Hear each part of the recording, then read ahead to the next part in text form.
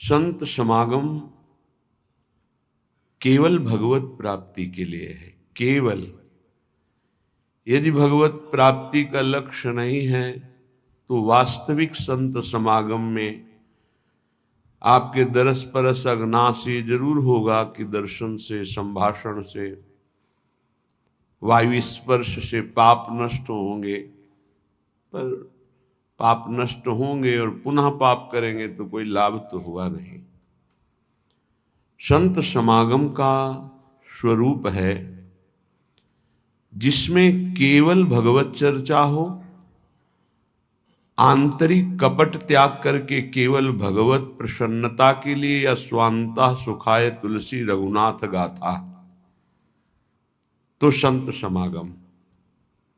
चौथ भगत मम गुणगन करई कपट तज गान। भगवान श्री राम सबरी जी के सामने जब भक्ति का वर्णन करते हैं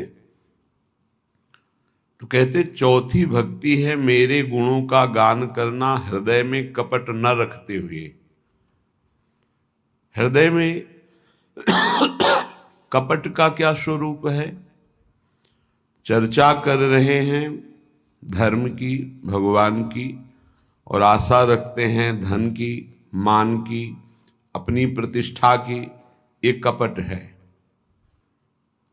तुष्यन्ति च रमन्ति च, भगवत चर्चा में ही पूर्ण तृप्ति का अनुभव हो रहा है, उसी में हमारा चित्त रमण कर रहा है। ये कथा का श्रवण और कथन का फल है।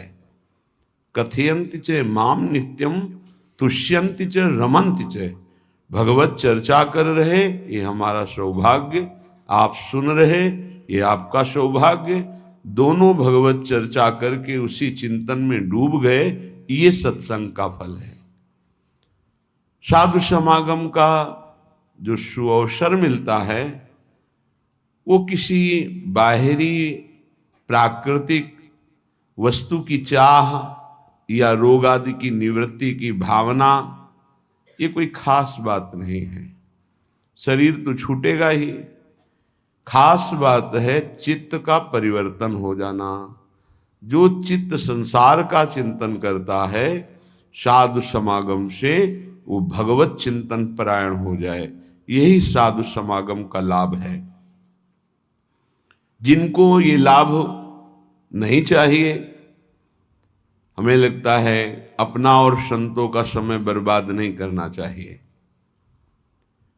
आपको यदि संसार दुखमय प्रतीत नहीं हो रहा, इस दुखालय से मुमुक्षुता जागृत नहीं हुई कि मैं मुक्त होना चाहता हूं, तो फिर संतों के पास क्यों जाए? किसी को ऐसा लगता है कि हमारी कामनाओं की पूर्ति हो जाएगी, तो हमें लगता है कामनाओं की पूर्ति होने से आपकी कामनाओं का नाश नहीं हो पाएगा, और लोभ जगेगा। एक पूर्ति होगी, कई कामनाएं और हृदय में विचलित करेंगी। भगवान ने बहुत सुंदर शास्त्र श्रवण का अवसर दिया है, तो उसका मनन करो। मनन करके अपनी कामनाओं के त्याग की वृत्ति धारण करो। बहुत कृपालु हरि गुरु हैं। आप जो जो इच्छा करते जाओगे वो आपको प्राप्त कराते जाएंगे, पर वो नहीं मिलेंगे। जब एक शरीर में रहने वाले प्रभु के स्वरूप को आप नहीं जान पा रहे, तो अनंत ब्रह्मांडों में व्याप्त उस परमात्म तत्व को कैसे जान पाएंगे? यदुवंशियों के बीच में श्री भगवान रहे, कोई बिरला ही जान पाया कि ये श्री भगवान हैं। पूरे परिवार में कोई बिरला ही जान पाया कि तो परब्रह्म परमात्मा हमारे संबंधी का रूप धारण करके हमारे बीच में विराजमान है। नहीं जान पाए। अगर जान जाए तो परम पद में आरूढ़ हो जाए। नहीं जान पाए, इसका प्रमाण आखिरी में सब युद्ध करते हुए परस्पर द्वेष भाव जागृत होकर एक दूसरे को विनाश कर दिया।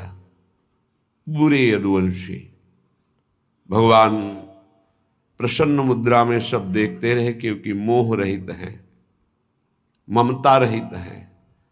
समूहम सर्वभूतेषु, समस्त जीव प्राणियों में भगवान अव्यक्त रूप से बिल्कुल निरपेक्ष विराजमान है, जो करो भोगो अपने कर्मों का फल।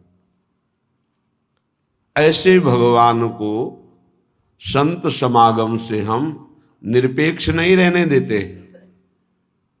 ऐसे भगवान को पक्षपात करना पड़ता है, और वो बोल पड़ते हैं अहम भक्त पराधीनो, मैं भक्त के अधीन हूं।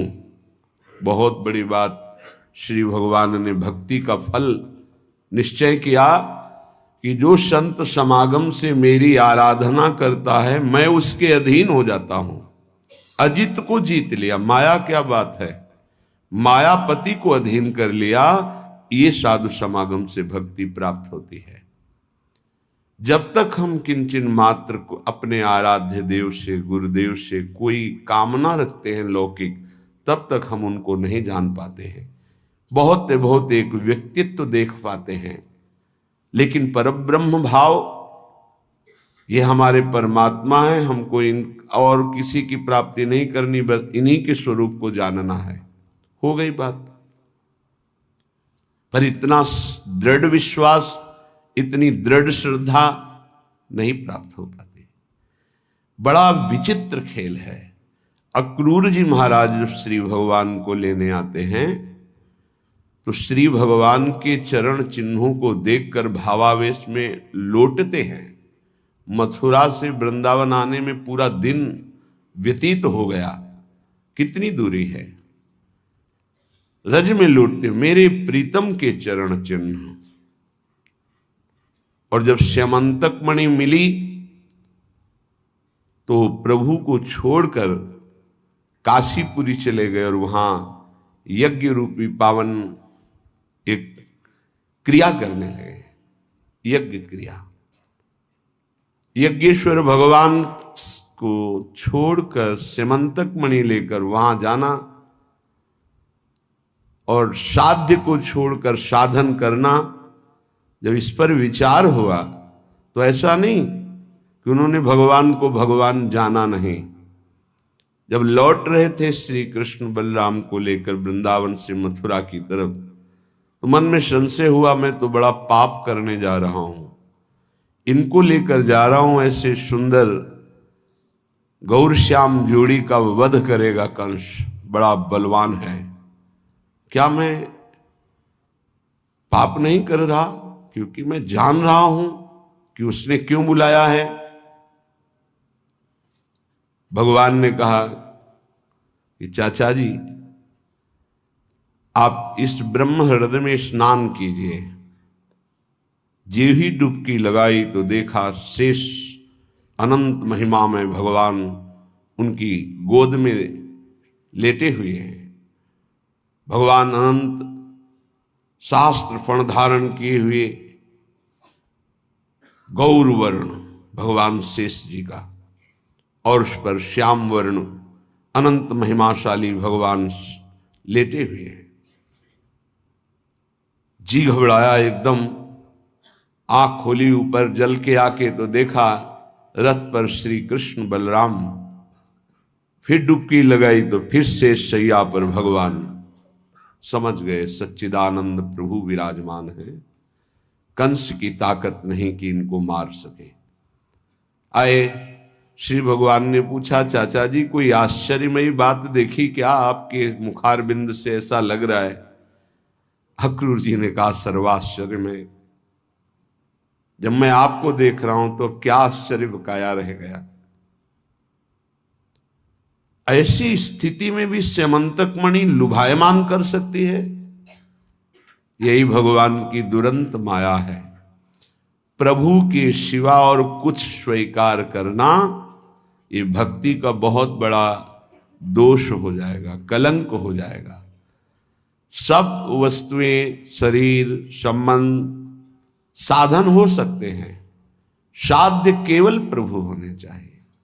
आज हमारी उल्टी मति है, प्रभु साधन है और साध्य विषय है, साध्य संसार है, साध्य भोग है।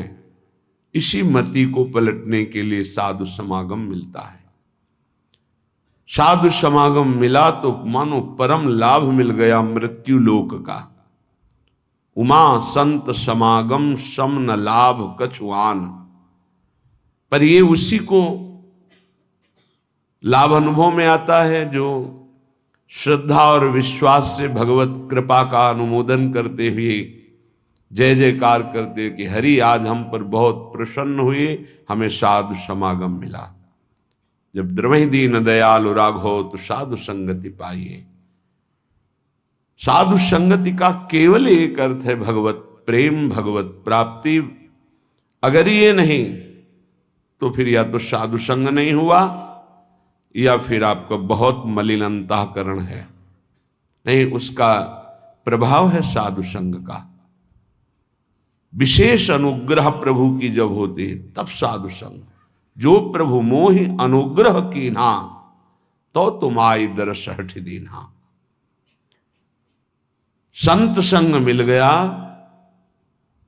मानो संसार से पार होने का अवसर आ गया। अब हमारा आखिरी जन्म है, क्योंकि संत समागम मिल गया। संस्कृति कर अंता, संस्कृति का, संत का संग संस्कृति चक्र आवागमन का अंत है। बिना प्रयास के, बिना ही प्रयास होई भव भंगा, बड़े भाग पाइप सत्संगा। अगर हमारा ये लक्ष्य नहीं है, हमें लगता है कि भगवत मार्ग के संतों का समय नष्ट नहीं करना चाहिए। बड़ा कीमती समय है। एक एक श्वास अपने प्रीतम के चिंतन में जो लगा रहे हैं, उनके समीप जाकर यदि हम भगवत प्रेम, भगवत प्राप्ति की चाह नहीं, भगवत प्राप्ति का, तो व्यर्थ समय नष्ट नहीं करना चाहिए। श्रीपाद प्रबोधानंद जी महाराज कह रहे हैं, तच्छास्त्रम मम कर्णमूलमपि न स्वप्ने पियायादहो। श्री वृंदा विपिनस्य यत्र महिमा नात्यद्भुतः श्रूयते। ते मे दृष्टिपथम नयान्तु नितराम संभास्यता माप्नुयुः। ये वृंदावन वैभवे श्रुतिगते नोल्लासिनस्ते खलाः। प्रिया प्रीतम ऐसी कृपा कर दो कि मुझे कभी ऐसे लोगों का मुख न देखना पड़े, खलाहा, जो दुष्ट स्वभाव के हैं, जिनको आपसे कोई प्रेम नहीं, कोई मतलब नहीं, केवल विषय सेवन ही, संसार का आकर्षण ही उनके चित्त में है, व्यर्थ की वार्ता है। कह रहे हैं ये वृंदावन वैभवे श्रुतिगते नोल्लासिनस्ते खलाहा। वृंदावन का वैभव, श्री श्यामा श्याम का प्रेम रस, श्यामा श्याम का नाम, श्यामा श्याम का रूप, लीला विलास, इससे जिसको कोई संबंध नहीं है, ऐसे जनों का कभी मैं दर्शन न करूं, कभी संभाषण न करूं। तच्छास्त्रम मम कर्णमूलमपि न स्वप्ने पियायाद हो। मैं कभी ऐसे शास्त्रों का शब्द भी सुनना नहीं चाहता जिनमें राधा नाम, जिनमें कृष्ण नाम, जिनमें प्रभु की भक्ति, जिनमें वृंदावन की महिमा प्रेम नहीं है। मुझे ऐसे शास्त्रों के एक शब्द भी नहीं सुनने। तच्छास्त्रम मम कर्णमूलमपि न स्वप्नेपि आयाद हो। स्वप्न में भी मैं कभी ऐसी चर्चा ना सुनूं जिसमें हमारे प्रिया प्रीतम वृंदावन नाम रूप लीला धाम इसकी चर्चा ना हो। देखो, निष्ठा ही रंग लाती है। स्वप्न तुम्हारी निष्ठा का परिचय होते हैं। जो तुम्हारी दिनचर्या है, तुम्हारा जीवन है, वही परिचय तुम्हें स्वप्न में मिलेगा। अगर साधक के स्वप्न गंदे ही गंदे आते हैं तो अभी अंतःकरण में तुम्हारे साधन का कोई फर्क नहीं पड़ा। नहीं तो ऐसे स्वप्न आते हैं कि जागृत की इच्छा ही नहीं होती। दिव्य महात्माओं का सत्संग, भगवत प्रेम की चर्चा या प्रभु के दिव्य रूप लीला धामों का स्फुरण होता रहता है। जागृत स्वप्न सुषुप्ति स्फुरत में राधा पदाब्ज छटा। मुझे स्वप्न में भी ऐसे, एक बार पूज्यपाद उड़िया बाबा जी ने एक स्वप्न देखा। वो भिक्षा मांगने गए हैं तो देखा वो दिव्य लोक है, क्योंकि जो जैसी साधना करता है उसी के अनुसार उसकी आकर्षण वृत्ति माया करती है। तो देखा सब रत्नों से जटित मकान है। नारायण भिक्षाम देहि, तो ऐसी सुंदरियां निकल रही जो देव अप्सरा हैं, सब दिव्य भोग लिए हुए, विविध प्रकार की आकर्षण वृत्तियां नेत्रों से हाव भाव प्रकट। बाबा ने विचार किया, ये मैं कहाँ गया? यहां तो कहीं भी सात्विकता नहीं दिख रही, यहां तो बहुत ही विलासिता दिख रही है। उन्होंने कहा, तुम सोचते क्या हो, हमारी तरफ आओ या हम आपकी तरफ आवे? बाबा भाग पड़े, आंख मूंद के मानो जैसे प्राण बचा के भागे हो। और जब ये अनुभव हुआ कि मैं बहुत दूर आ गया, तब नारायण नारायण सांस ली, पीछे मुड़ के देखा कोई दृश्य नहीं, जग गए। बड़ी प्रसन्नता हुई। स्वप्न में भी किसी तरह की भोग सामग्री का स्पर्श नहीं और किसी भोग विलासता के आकर्षण में नहीं, और भागे। अच्छा लगा। जब साधन काल में बाबा थे तब का अपना अनुभव। साधक स्वप्न में भी सावधान रहता है। ये पक्की बात समझ लो, संसार में फंसे हुए जीव को विषय से अनासक्त करके प्रियाजू में लगाना सरल, लेकिन ब्रह्मनिष्ठा में लगे हुए हृदय का परिवर्तन करके फिर प्रियाजू में लगाना ये सबसे कठिन बात है। जैसे महाप्रभु चैतन्य देव ने प्रकाशानंद सरस्वती जी के चित्त का परिवर्तन किया, ऐसे ही रसिक महापुरुषों की कृपा से ये महान प्रेममयी निष्ठा जागृत होती है। मेरे कान में भी वो शब्द न पड़े जिसमें प्रियालाल नहीं है, धाम नहीं है, नाम की महिमा नहीं। श्री वृंदा विपिनश्च यत्र महिमा नात्यद्भुतः श्रूयते। ऐसी कोई भी चर्चा मैं नहीं सुनना चाहता जिसमें वृंदावन वैभव नहीं है। ते में दृष्टि पथम नयांतु नितराम संभाष्यता मापनुयुहु। बिना साधना के परमार्थ और संत वचनों का अर्थ समझ जाओगे। विषयी मन, विषयी बुद्धि प्राकृतिक वस्तुओं का तो निर्णय कर नहीं सकती, अप्राकृत चिदानंद शब्दों का भाव समझ जाओगे। नामे दृष्टि पथम, मेरी दृष्टि में भी ऐसे जन नावे जो प्रभु से विमुख है, जिनको प्रभु से कोई संबंध नहीं। हां, संबंध प्रभु से अपनाना चाहते हैं उनके लिए स्वागत है। जिनका प्रभु से मतलब नहीं, केवल वासनाओं की पूर्ति, केवल संसारिकता, ऐसा नहीं। नितराम संभाष्यता मापनी हो, मैं ऐसे लोगों से बात भी नहीं करना चाहता हूं। श्रीपाद कह रहे हैं, ते में दृष्टि पथम नयांत नितराम। हे प्रिया, जो ऐसी कृपा करो, ऐसे लोग मेरी दृष्टि में ना आवे, ऐसे लोगों से मैं संभाषण ना करूं, ऐसे लोगों से मैं बात ना करूं जिनको आपसे कोई संबंध नहीं है। कल आपने सुना था, श्रीपाद कह रहे थे, सा में न माता सच में पिता ना, स में न बंधु सच में सखाना। वो न मेरी माँ है, न पिता है, न भाई है, न सखा है। कौन? जो प्रभु से विमुख करा दे, जो प्रभु के सन्मुख होने में बाधा पहुंचा दे। सामे न मित्रम सच में गुरु न, यो में न वृंदावन मादि सेत। जो वृंदावन का वास, प्रिया प्रीतम का आश्रय, भगवत चरणारविंद का अनुराग, नाम जब, इसमें अगर बाधा पहुंचा दे तो मेरा कोई नहीं है, क्योंकि मेरा ये जन्म बर्बाद हो जाएगा यदि प्रभु का भजन नहीं हुआ। वो मेरा शत्रु है, मित्र कैसे हो सकता है? भगवान ऋषभदेव जी जब भरत जी को और अपने अन्य पुत्रों को उपदेश कर रहे हैं, तब कह रहे हैं, वही पिता पिता है, वही माता माता है, वही मित्र मित्र है, वही गुरु गुरु है, जो अपने संबंधी को भगवत अनुराग में स्थित कर दे। भगवत नाम जब, भगवत लीला गायन श्रवण, भगवत चरणारविंद की भक्ति प्रेम, नहीं वो हमारा संबंधी नहीं है। श्रीपाद कह रहे हैं अलमलमिह योषित गर्दभी संगम रंगे, रलमलमिह वित्तापत्य विद्या यशोभि, अलमलमिह नाना साधनायास दुःखैर्, भवत भवत वृंदारण्य माश्रित धन्या। अलम रोक दो, मलम ये मलमयी बात, क्या ये जो काम भाव है ये महान मल है, ये इतना गंदा करता जाता है हृदय को कि छूटने की कोई गुंजाइश नहीं रह जाती।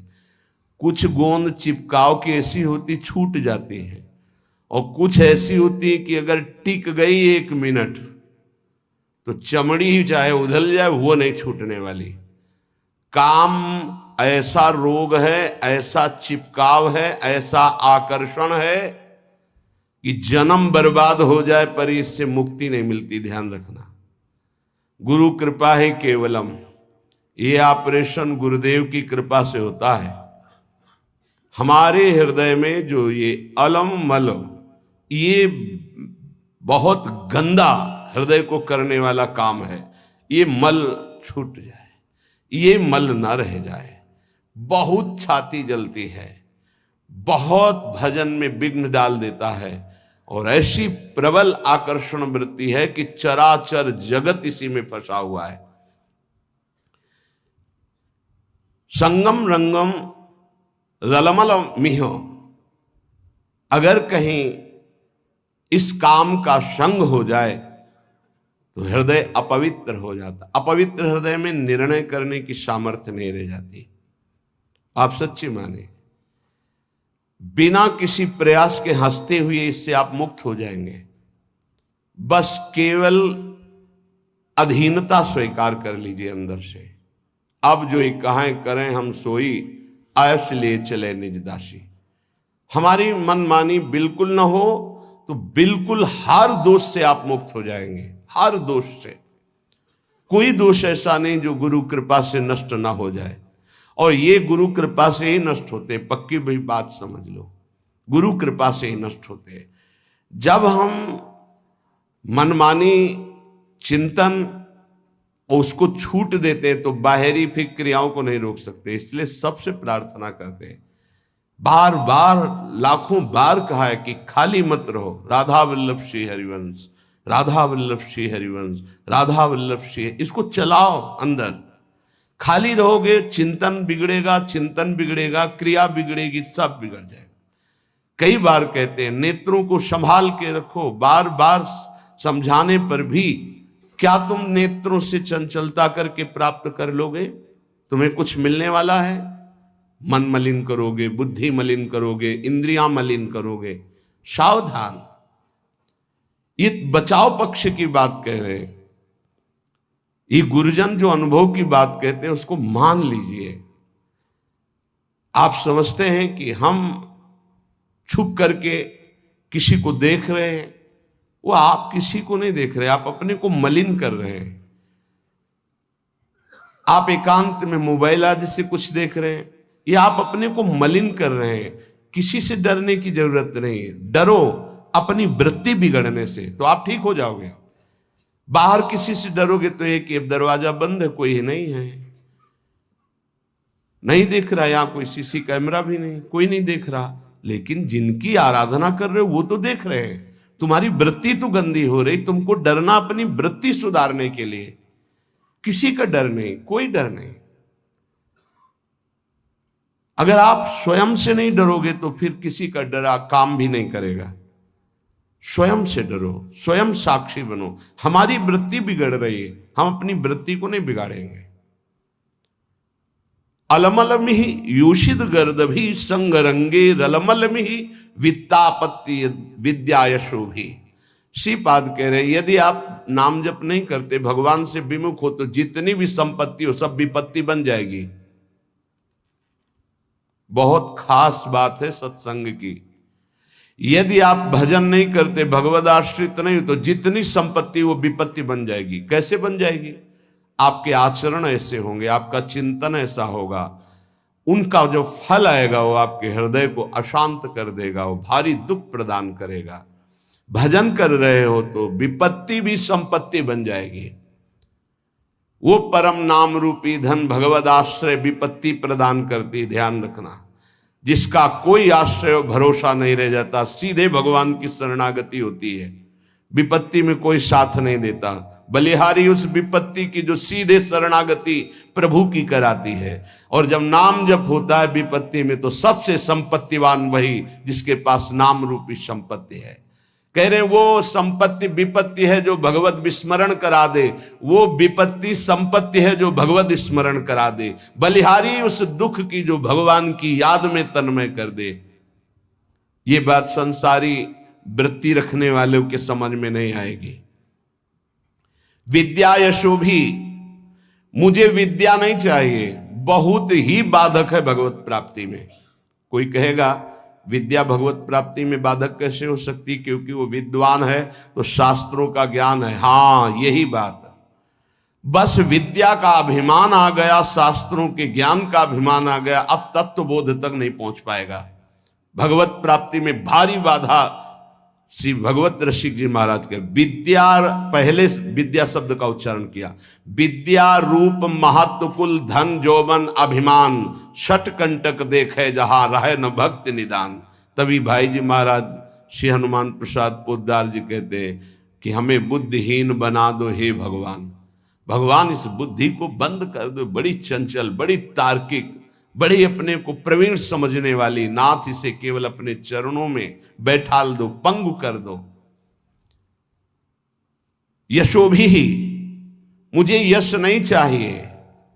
अब जब यश प्राप्त होने लगता है तो भगवत चिंतन, भगवत प्रसन्नता की जो वृत्ति थी वो लोक चिंतन और लोक प्रसन्नता में बदल जाती है। ये समाज कैसे कितना जुड़े, कितना बढ़े, ये समाज कैसे प्रसन्न रहे। प्रसन्न रहने का मतलब भगवत भाव से नहीं, हमारे अनुकूल बनी रहे। यशो भी, मेरा यश गान होता रहे। बहुत बड़ा ये दोष उत्पन्न हो जाता है भगवत मार्ग के पथिक के जीवन में, जब यश की प्राप्ति होती है। अगर गुरु कृपा ना हुई तो यश ये आखिरी खाई गिरा देता है उसको। प्रतिष्ठा कैसी, बोले सूकरी विष्ठा की तरह देखे। गौरव घोर रौरवम, संतों की भाषा है। साधु अपनी प्रतिष्ठा को क्या देखे, सूकरी विष्ठा, किसी काम की नहीं। गौरव, मुझे लाखों प्रणाम करते हैं, बोले घोर रौरवम, ये घोर रौरव नरक के समान इसको समझो। जो यश कीर्ति प्रतिष्ठा मान सम्मान प्रिय लगने लगा तो बड़ी ऊंचाई से नीचे गिरने में धम्म से देर नहीं लगती।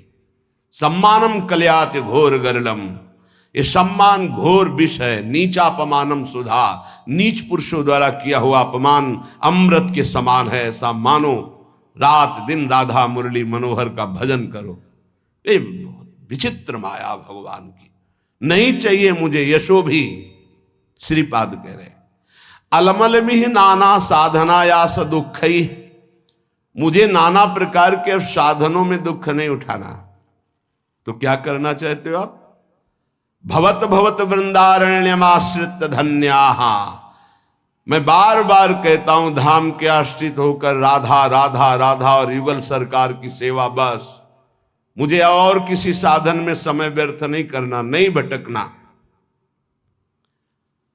इदमपि भविता किम यत्र कुत्रापि वृंदा पदमपि मम यातम श्रोतवीथि मकस्मात्।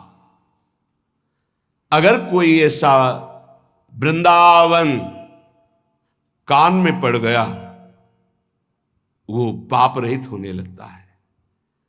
ये महापुरुषों का अनुभव। प्रियाजू का प्रिय धाम, ये चिदानंद है वृंदावन। ये नाम भी स्वयं प्रियालाल वृंदावन वृंदावन गाते हैं। बड़ा पावन, शीघ्र हृदय को करके पावन करने वाले तो बहुत से तीर्थ हैं, लेकिन पावन करके प्रेम प्रदान करने की सामर्थ्य वृंदावन में है। कह रहे वैकुंठ कोटि कोटि प्रगुणित मपि नो यद्रजो लेश मात्रम प्रोन्मीलत सौभग अर्धे लवमपि लभते शुद्ध भावोज्ज्वलाया। करोड़ करोड़ वैकुंठ वृंदावन धाम की रज की समानता नहीं कर सकते। क्यों? क्योंकि वैकुंठ में ऐश्वर्य वैभव है और वृंदावन की रज उज्जवल महाप्रेम भाव प्रकाशित कर देती है। कुर्वीरन भक्ति कोटि भगवती ना तथाप्यद्भुत प्रेम मूर्ते श्री राधाया भक्तै किमपि न कलिताम नौमि वृंदाटवीम।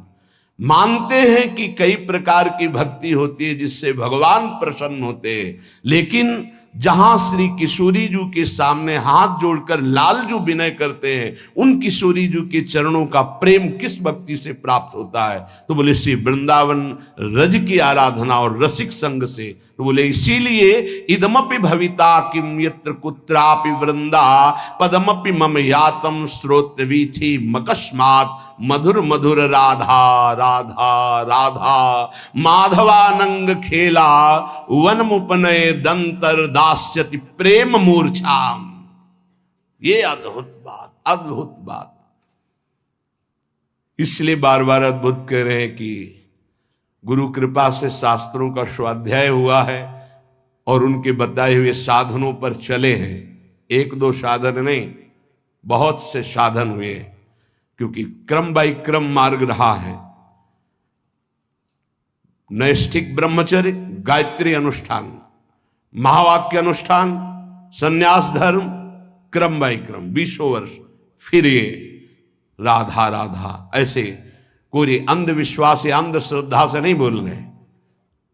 जो ज्ञान मार्ग का साधक होता है, बड़ा तार्किक बुद्धि होती है, वो ऐसे परास्त नहीं होता है। जब तक रसास्वादन नहीं होता तब तक वो स्वीकृति नहीं होती उस हृदय में जो ज्ञान प्रधान साधन रहा है।